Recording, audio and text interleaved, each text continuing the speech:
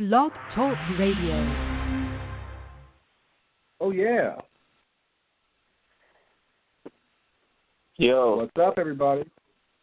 Yo. All right. What it do? We gotta get started, so you might as well go off. Let's do this. Okay. Off season. Who or which move is kind of the most pivotal, you guys think? Which, including players and front office personnel? I know for a fact that I was actually very disappointed with the front office management from the Cavs, and I'll go into that in a second. But Dan, what do you think, man? What's the most pivotal move so far? For me, I'm judging it by the people that matter the most and people that are going to run the league and who are the present and pretty much near future kings of the league, and it's the Warriors. They stayed pat. They made sure to keep Iguodala. They made sure to re-sign Keith Livingston.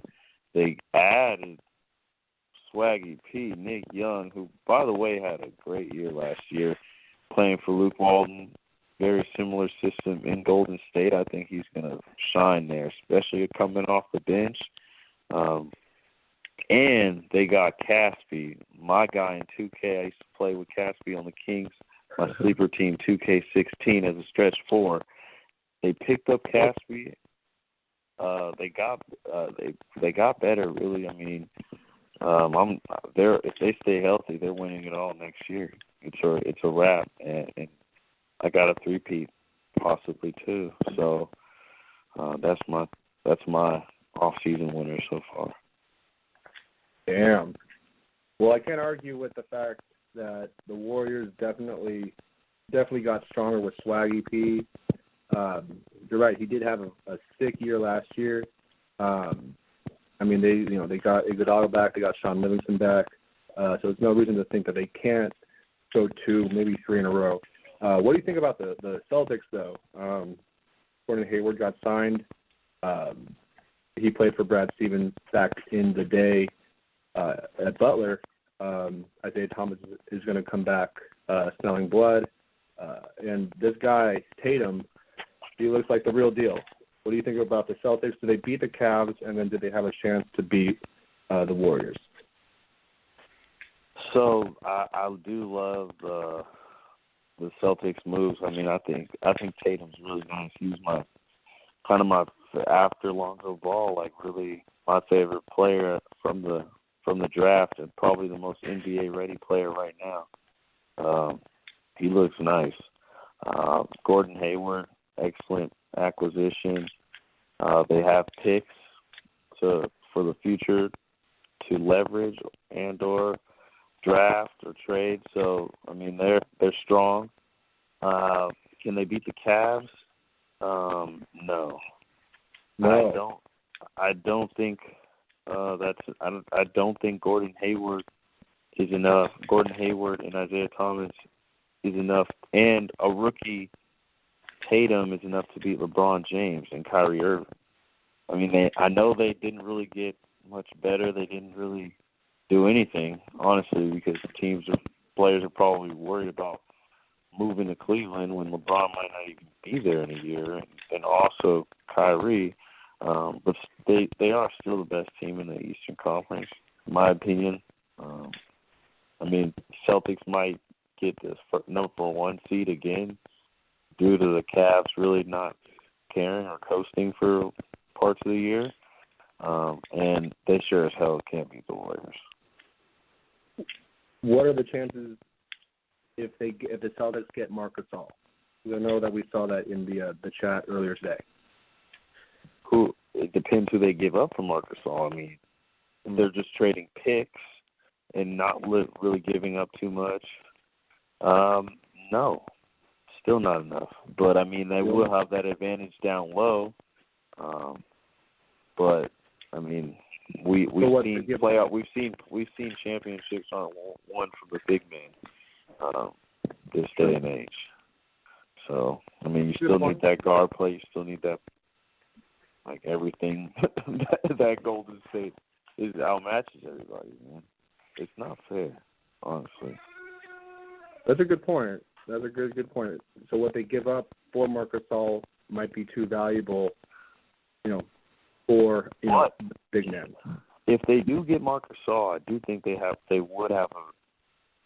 would take Cleveland 7 games. Cleveland 7 games. How about the Warriors? Or not even close? I'll give them a game. I can see that. I can definitely see that. What do you think about the Summer League? Who's your favorite team going into Summer League? Most exciting kind of young team coming out? Oh man, come on. Do I even need to answer that question, bro? That goes without saying. I can't wait until we ready for the ball played paired up with Ingram on Friday at 5:30. I'm literally going to be rushing from work to my couch to watch this shit. It's going to be exciting. And like the other players, Josh Hart, we get to see Kuz, we get to see everyone. And Zubac, I want to see him. I hope he dominates. Really, I'm thinking the Lakers should win this tournament. I think this would be a great way to kind of enter the season with the momentum of fresh off Summer League title. And, that will give our young bucks some confidence. So I think we know that, and I think we're going to be taking this seriously. Interesting. Okay, well, then I can ask a Laker question. Do you think Zubac becomes starting center? No, not over Brook Lopez. I think we got. Not over Brook. Yeah, we're paying him all that money. I mean, I think we traded for him. He's an all-star center. He made the all-star team. We expect him to play well. I mean, I'm reading articles where they're talking about him as the number one option right now, starting the season. So, yeah, he's definitely starting. All right, for sure. And I don't know if you've caught up on the front. But also, they only follow up. Go ahead. So they only have Brook Lopez for 1 year. So we'll see after this season where they go with him. But yeah. Okay. Nice. Have you been following the front office moves at all? The Lakers? Well, everyone. Okay. I mean, yeah, like, what else is going on?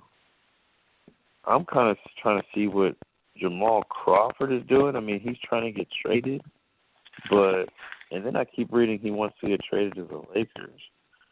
I'm not really. All right, too much about that? Yeah, let me interject in that.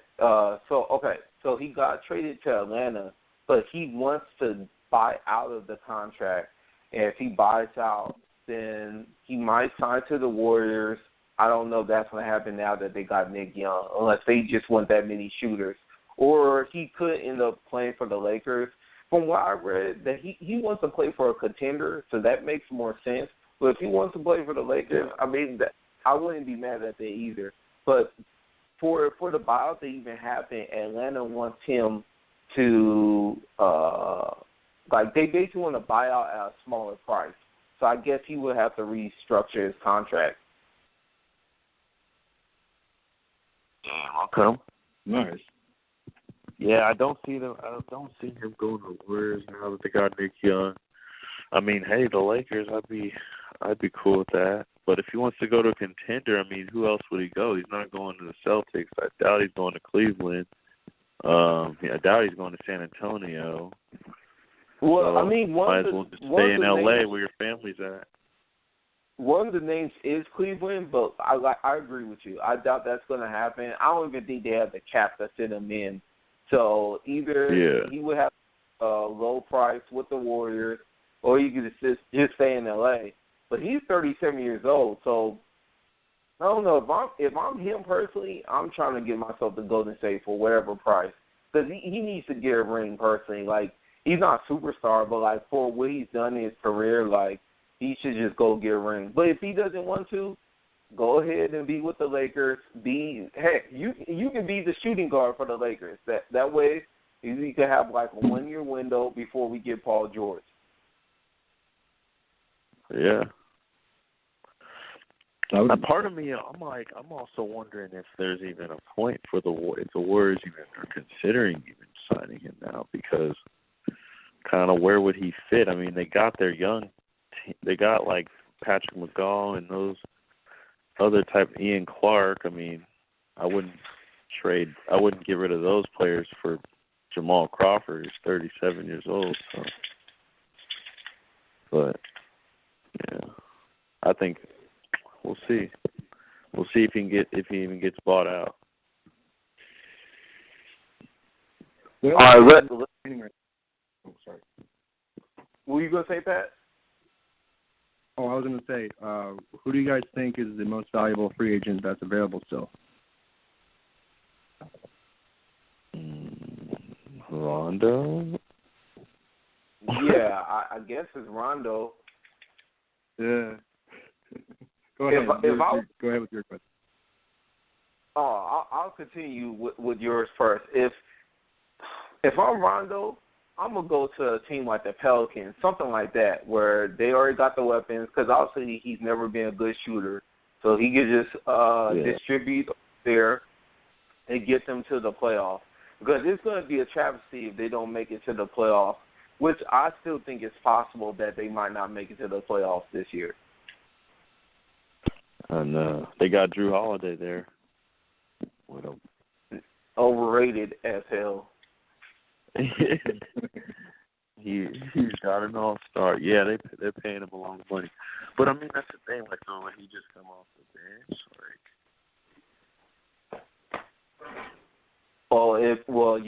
then he's screwed. There's no point in going to the Pelicans then, because there's no way he can be a backup. That's why I don't like the idea of him being on the Lakers. Like, dude, how are we gonna convince him to be a backup? I don't think he'd be cool with being a backup. Like, that's why I think the Lakers are like, because if I'm going with Lonzo Ball all in. Like, I don't want Rondo.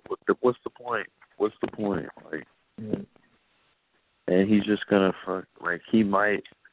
Lonzo might learn some things and all that, but I just don't know, man. Rondo. And with the young coach and Luke Walton too, I feel like he'd be trying him like every day in practice. He would butt heads with all of his coaches. So remember the time when Rondo used to be one of the best point guards? What were you saying, Mr. Corey?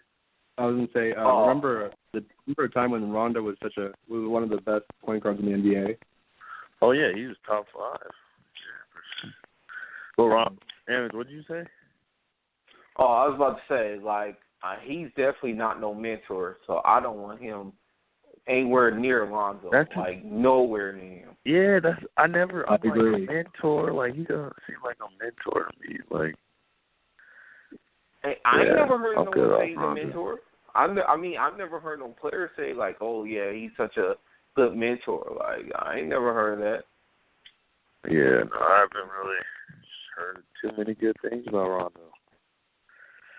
He has a problem with, I described him as a virus. My thing is, first time's a mistake, second time's a trend, third time's a problem. Rondo has a problem of bringing dysfunction to teams, it seems like, unfortunately. Yeah, it's true. That's his MO. You know. So, I was going to say, Pat, get to your Cleveland rant. Oh, yeah. Look, man, I think that I was talking about the front office moves a little while ago. I just saw on ESPN before we hopped on here, the Cavs, Chauncey Billups, we all know who Chauncey Billups is. Again, one of the best point guards, at least in our lifetime, certainly, to play. He, has been widely considered to be a pretty a good future, GM type guy. And the Cavs offered him, I think, $2 million, something super low, below what the standard salary is for a GM. And I thought that was a little off-putting.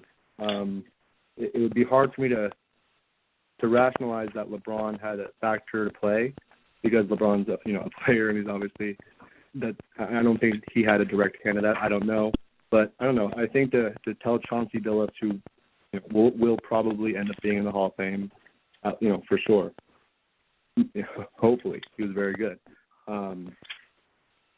To kind of give him that low ball of an offer again. I'm not a basketball executive, so I don't know, but I don't know. I thought it was a little insulting and a little off-putting. But yeah, that's my rant. I wish they maybe made a better decision. I know a guy like Chauncey would have kind of been a workhorse and brought Cleveland back to where they needed to be. So. I agree. Yeah, I mean, it kind of just shows that the kind of owner that Dan Gilbert is. I mean, you let David Griffin just kind of, you fire him or you part ways with him in the midst of, like, important decision of which is around draft time and all that. And then you lowball Chauncey. I mean, we all know what happened with LeBron. If I'm a player, I'm not really trying to go to the Cavs because you don't even know if LeBron's going to be there after next year. And Kyrie has stated that he's leaving if LeBron leaves. So, yeah, Cavs organization is dysfunctional.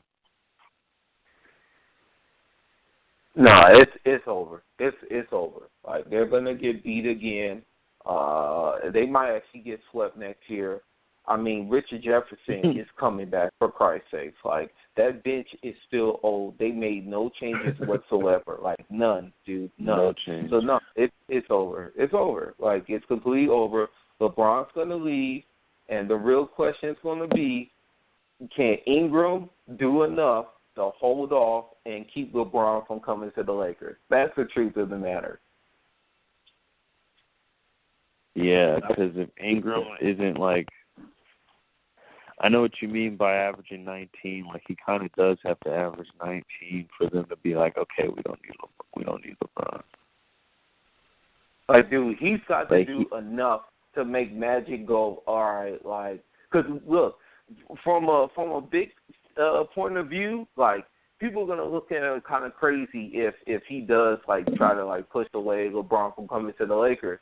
So it's like he's gonna need Ingram to play well enough to get away with it, where people will be like, oh, I can kind of see why. Like, they'll be winning a championship within the next couple of years or whatever the case may be.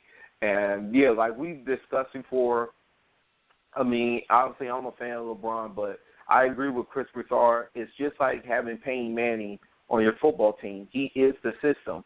So it completely changes everything. And instead of Lonzo being the facilitator, then, you know, it becomes the LeBron show. And at the age that he's going to be, I forgot what age he'll be by next year. But wherever that age is, 35, well, in basketball years, he'll be like 34 at least. Well, in basketball years, he'll pretty much be like 37 because he's played since high school, for Christ's sake. So it's like I have to like throw at least like 3 more years on him. Yeah. So I'm with the Paul George, DeMarcus Cousins combination. I'm gonna hold down on DeMarcus Cousins because I don't think the Pelicans are going to do good next year. So he might just say, you know what, screw this. Let me go to L.A.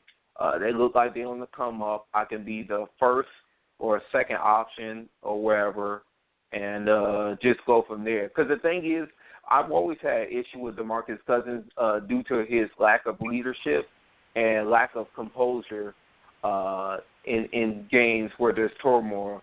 But with the Lakers, with Paul George being there, you know, I'm going to be positive and say that he's going to be there. And then Ingram really stepping up, and then Lonzo being our leader. That's why I feel really is going to be our leader. Then DeMarcus Cousins, he could just get us that 25, 13 a game type of thing, and just go from there, basically. Amen. Because, for one, what you said about LeBron is right on the money. That's exactly how I feel. Like, and when you do make him the system, you also jeopardize your future after, because when you're paying that salary and building your team around LeBron and making him the focal point, you're also, once he declines, you're still kind of stuck with him. So there's really no point to get him this late in his career. I think at that point it would just kind of be a ride in the sunset. Those would just be the end of his years. So it won't really be. It's going to be more focused on his life after basketball, more so than the game itself. So definitely not really too interested in that. But I'm excited about next year. I'm all for Paul George, Ball, and Ingram and Cousins. I think that would be a nice lineup. And with Randall too, I am ready to see what Randall is like next year. I mean, he's doing that body transformation. I like to see what else he's added to his game. Look, if Randall doesn't do what he's supposed to do, get that right hand and all the stuff that you were saying earlier, get a consistent shot and all that, he'll be out. Like, I'm pretty sure Magic will find a way to get rid of him for another player or some valuable pick. So I think he's going to do what he needs to do. And, yeah, I just think that he can be the heart of the team, basically. Like, I don't see him being a superstar. I see him being, like, a really good player for the Lakers. And, yeah, that's pretty much my thoughts on him. But I do want to talk about a couple of topics. Let's see. The first one, okay, let's talk about Paul George to OKC. Let's get Pat's thoughts on the move. All right. I think that it's a very good, very strong move by the Thunder, especially after losing Kevin Durant. It's a statement made by the obviously the management. That the Thunder are, they still have, some fight left in them, not only in their players but in also how they, structure their team. And Russell Westbrook has emerged not only as, a superstar, but arguably, a guy that had maybe one of the best statistical seasons in NBA history. The move was very smart. Paul George is a great defender. They signed him for a year, so there's no pressure on, Paul's end, I guess. And, we see how it works out. Westbrook must be a pretty fun guy to play with, and they should score a lot of points.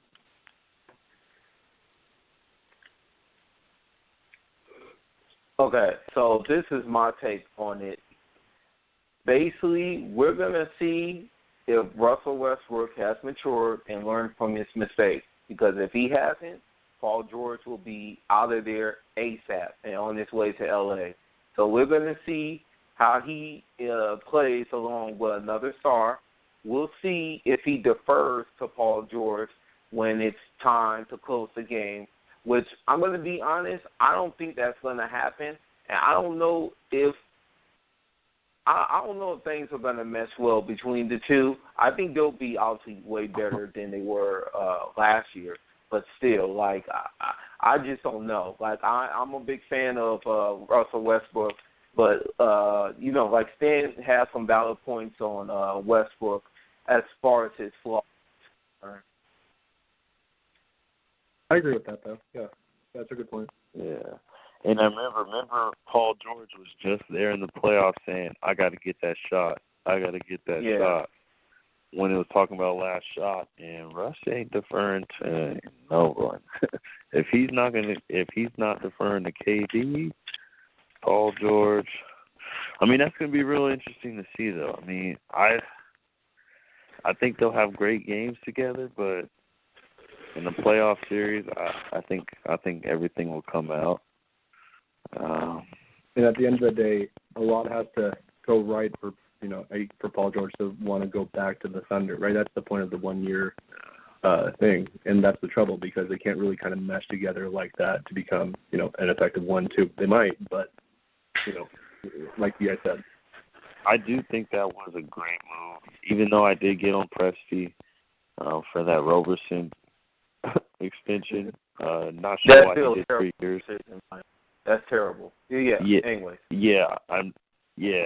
But that was a crazy move to get Paul George. The Indiana liked Oladipo from college due to his Indiana days there, so he saw he must see something there. The rest of us don't see. Oladipo's a good player. but him and Sabonis are not more valuable than 3 first-round draft picks. That's not, no. But, yeah, we'll see. Okay, so what are y'all thoughts about CP3 going to Houston? Do you think it was the right choice? Oh, man. No, I mean, if I'm CP3, I'm going to San Antonio. That's the only move I'm making if I'm trying to win a ring. Now, if he gets Carmelo, if Carmelo Anthony can somehow go there, I mean, I'm not by any means saying that that's a better team than Golden State or can even contend. I think he would enjoy it. I think he would be happy playing with Melo and Harden. I think he wouldn't be able to work as hard, so therefore he would just enjoy playing the game. And really, all he needs to do is just get to Western Conference Finals at this point. I mean, can we get there, Chris? That's it.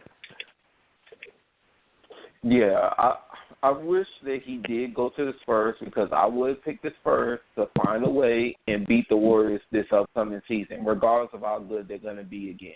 But, yeah, I mean, unless Carmelo Anthony is there, I could see them going from being a top 3 team in the West to, like, the 5th spot, per se, because they lost bench depth. Wait, with Carmelo? Oh, no, without Carmelo. With Carmelo, like right now they're a... Yeah, right now I would say. So right now they're a 5th seed. Most likely. Okay. I mean, they could be more, but yeah, I got them 5th right now. I mean, what were they this year? 2nd or 3rd seed? 3rd seed? 3rd. They're 3rd. Yeah. Yeah, they were 3rd.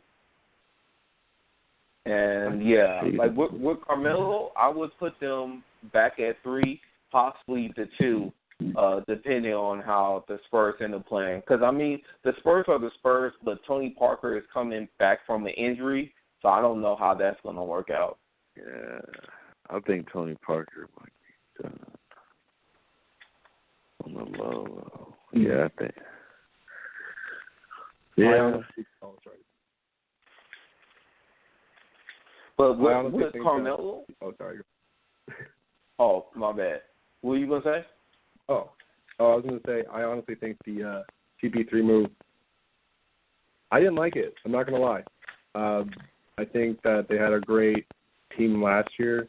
I think CP3 and with Melo, I think they'll be, ball dominant, naturally. And, they have to, again, it's one of those, mesh together, experiments. And so I hope that, if they do, make it work, again, they should, probably end up in that 3rd seed sounds about right. But yeah, I don't know. We'll see how it goes. D'Antoni's a great, offensive coach. So yeah, that's the thing. They'll score a ton of points. They'll probably, I mean, who knows? They could be 2nd in the league next to Golden State in points or whatever. But hey, it's gonna be weird to see, especially. My thing with Chris Paul is in D'Antoni's high octane offense. I mean, he could get hurt. I mean, we've seen what happened with Kobe. We've seen what happened with a lot of players that play in that fast-paced offense. And Chris Paul has thrived in half-court offense. He's more of a half-court point guard to me. So that's another thing that they're going to have to adjust to. So we'll see about that. Okay, so do we have Carmelo end up getting traded there, or we think that Carmelo is going to somehow be stuck in New York still? I'm just confused because I feel like if he was going to get traded, why hasn't it happened already? What is the delay? So my kind of prediction is I think he will get traded before the deadline. I think he's kind of in that same situation he was in with Denver, where everybody is waiting for something to happen in the off season, and then he got traded before the deadline. I think that's kind of what's going on now.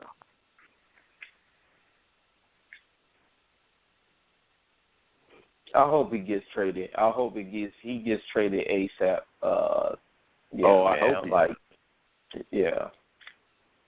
He needs to, man, for both sakes.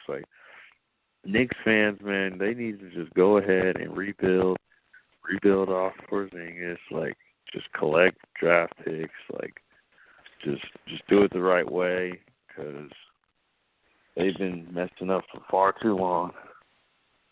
And plus, Melanie's like, what's the point of playing with a bad team? Like,